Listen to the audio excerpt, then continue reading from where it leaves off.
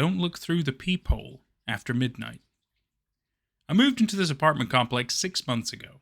It's one of those brutalist concrete towers, built in the late 60s, full of asbestos and character.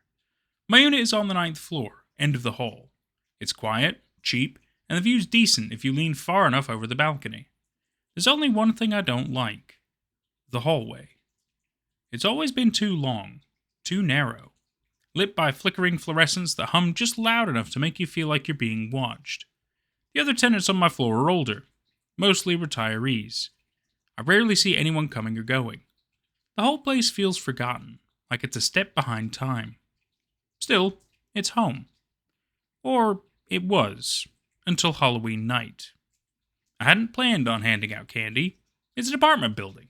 I didn't think kids went door to door here. Most years I just turned off the lights and watched horror movies with wine and a blanket. It's become a tradition. That night was no different.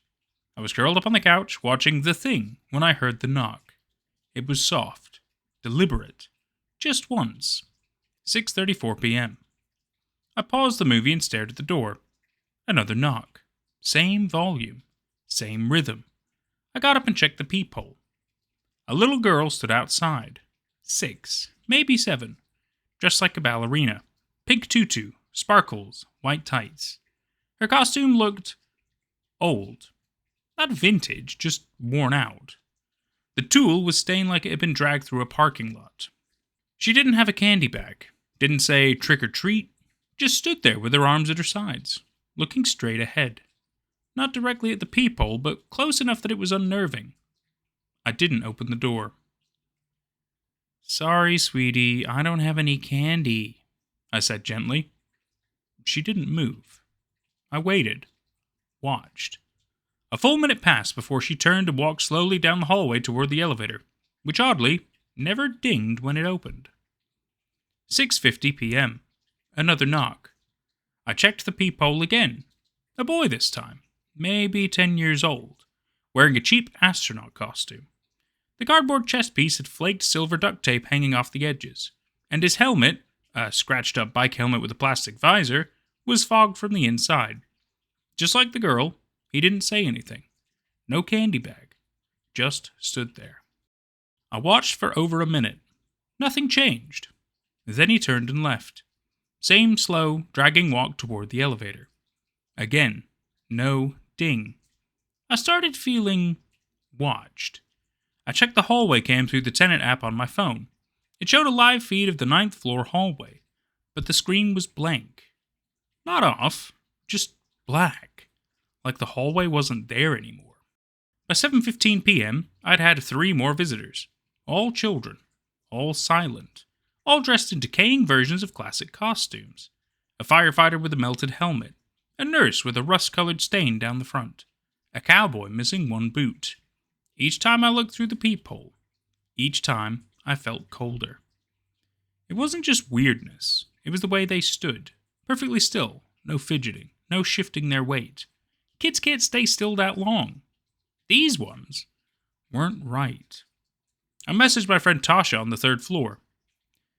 "Are there kids trick-or-treating in the building tonight?" "Not that I've seen. Why?" I told her about the kids. She sent back a skull emoji and said, "Creepy AF." Then nothing. At 8:03 p.m., the ballerina came back. Same girl, same spot. Only this time, she was facing the peephole. Her eyes didn't blink. Her head twitched slightly every few seconds, like someone had dropped a needle on a broken record. Her mouth was open just a little too wide. And her teeth, God, her teeth were small, gray, and far too many. I backed away from the door. Not 10 seconds later, another knock. Softer this time. Almost curious. I didn't move. The knock came again, then a 3rd time. Gentle, rhythmic, as if she were knocking to a beat only she could hear. I stayed in the kitchen until 9 p.m. That's when the adult knocked. 3 firm knocks, sharp, final. I checked the peephole. No one. But the hallway had changed. Gone was the dim fluorescent light.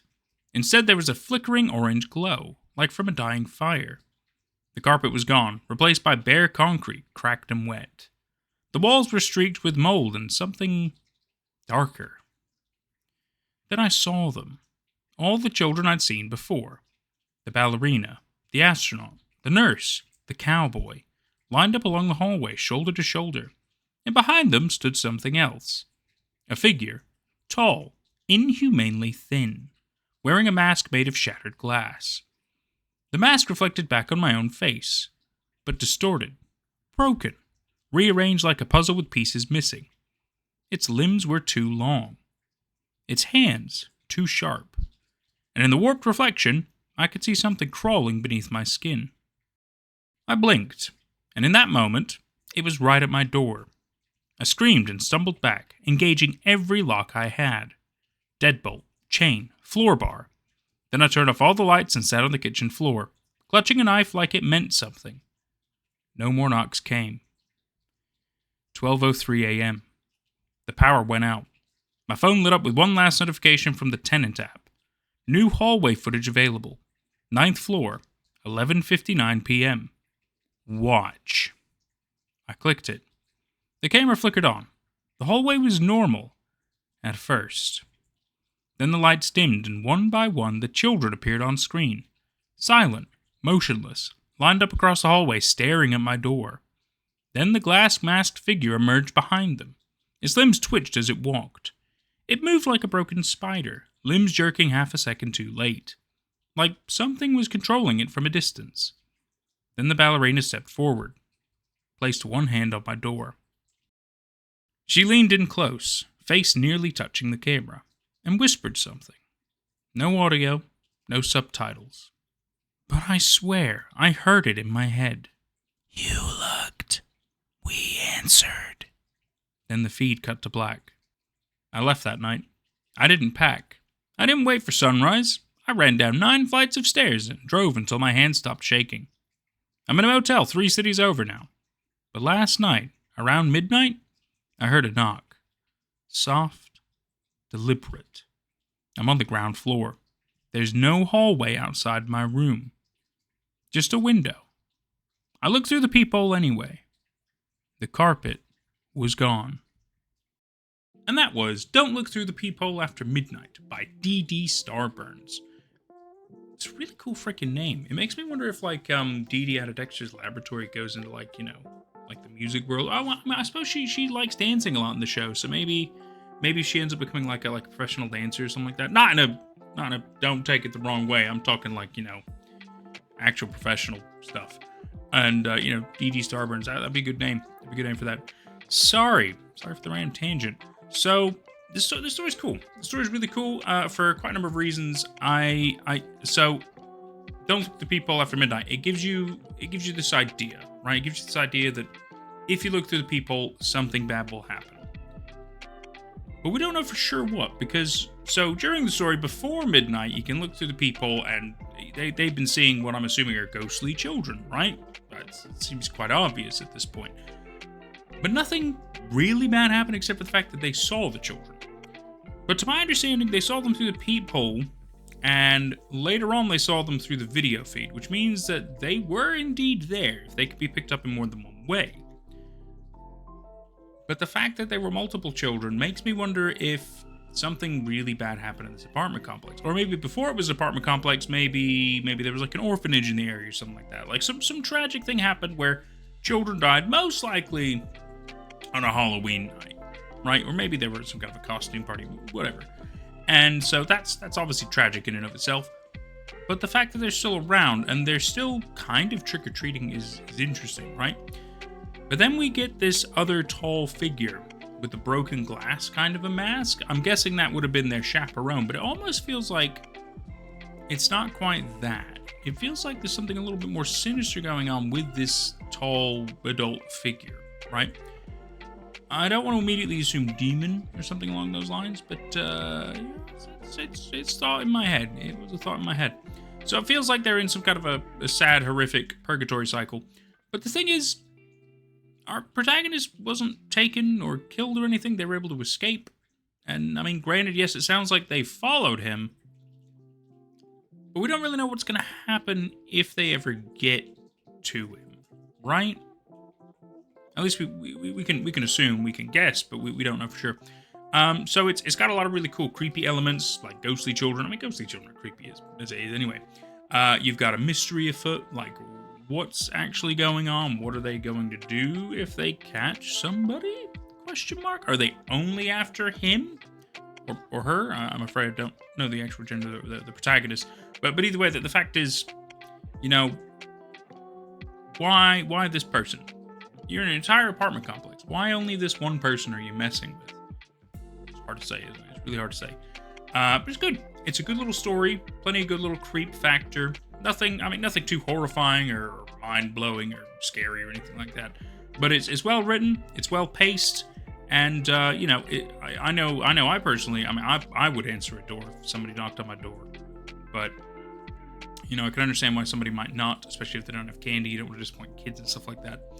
So they had the smarter idea here. If I was there and I'd opened the door, I feel like I would have been dead, right? Like, horrible. So, at least they were smarter when it came to that in this horror scenario. I would not have done so well. Things that this made me think about. So, definitely movies right away. The ones that kind of came to mind will be The Sixth Sense, even though it does involve seeing dead people. That's kind of the only true connection when it comes to that, but it's a connection nonetheless. The Shining, yet again, it's this capability of being able to see dead people, and it's a little bit more of a hotel environment, so it's a little closer to an apartment complex. Not exactly the same, but at least it's more people in a building and stuff like that, so kind of a little bit of a closer connection. The other one is it's The Orphanage, actually, simply because it's this family that move into like this building, and their child has some kind of like an issue or something like that. Maybe he's like ill, if I remember right. It's been a while since I've seen this. It's been like nearly 20 freaking years. Came out like 2006, 2007, 2008, somewhere around there, somewhere around those years. And I remember that there's like this other kid that wears this like weird kind of an outfit, costumey, kind of a raggy thing, like a mask on their head and everything. So there was a weird connection with that. The other thing that it also made me think of, which probably is the closest one, would probably be Psycho from the 1960s. I've done it in a future one, but I'm not sure. But basically, because Psycho always takes place usually in the Bates Motel, right? And there's an actual scene involving a peephole in a motel door. So it's probably the closest connection we're going to get, which is really cool. At least when it comes to a peephole being the catalyst. Although the peephole isn't like the most important part of the movie, but it is a cool, like, it's a cool tool to use in a situation. Although, do you want to know perhaps one of my favorite uses of a peephole in a movie though? And it's not a horror movie. It's The Cable Guy with Jim Carrey. Great peephole scene where he's just like losing his mind and stuff. It's really well done, really cool. Great movie if you haven't seen it, The Cable Guy. Very, very good movie. Well, yeah, that's how I'm kind of feeling here. This has been it's been good. It's been a good read. I'm excited to see what else is coming up next week, most likely, because we're in October now, and so the plan at the moment is one video per week while I kind of figure out the next stuff. I want to be able to kind of do a little bit more work on my project, because I've kind of pushed it on the back burner for a little too long, and I feel a little bad about that. And I really want to get some more inspiration going, get back on that, so we can start getting you some longer stories, some maybe other more interactable elements and things like that. Yeah, it's just all a matter of time. I'm still figuring out what the pivot's going to be for this channel. I want to be able to give you longer videos. I want to be able to give you, whether it be stories or whether it be other ideas that I've got that maybe involve horror-esque things, such as I feel like I'd like to be able to cover like real-world horrifying mysteries and things like that, or I suppose you can always do like true crime, but I feel like there's a lot of that already. I want to cover other kind of like scary, real situations. Maybe not so much fictional. I'd like to branch into nonfiction a little bit, or at least like horrifying mysteries, things like that. I think that'd be really fun. So yeah, I'll kind of do a little bit of research. If there's any specific things or topics you think you'd like me to look into first, maybe to kind of get an idea of some of these videos, let me know down in the comments below. I do read the comments. I don't respond to all of them, but I do read them. I do see pretty much every single one that comes in, which is really good. If it's a reply, I don't tend to see those. But if it's a straight up comment, I will see those. I do get notified about that. So it's great to hear from you guys, simply because it helps me get an idea of what else you would like. What else can I do? And yes, I know obviously the number one thing probably you guys want is Twitter stories.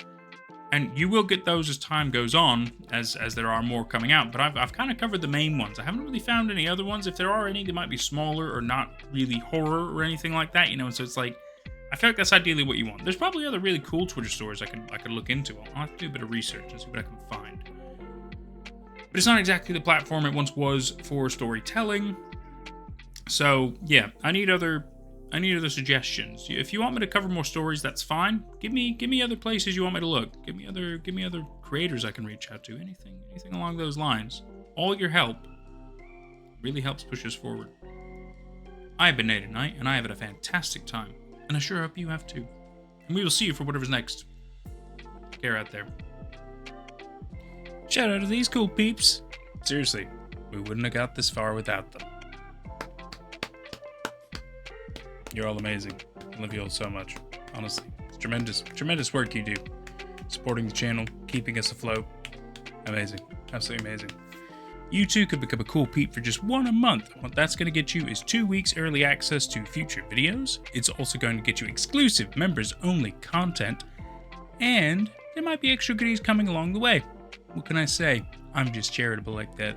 Or you can become super cool. Now that's $5 a month, but what you're going to get out of that is all the perks from the previous tier, plus also 10% discount on future merchandise, and also access to my private Discord server with a fantastic little community that we have, where I plan on hosting monthly movie nights and also weekly casual hangouts. You can also show your support by tipping through either Super Chats, Super Thanks, both on YouTube, or through my Streamlabs.com URL, which will be in the description of future videos below. Cheers for now, guys.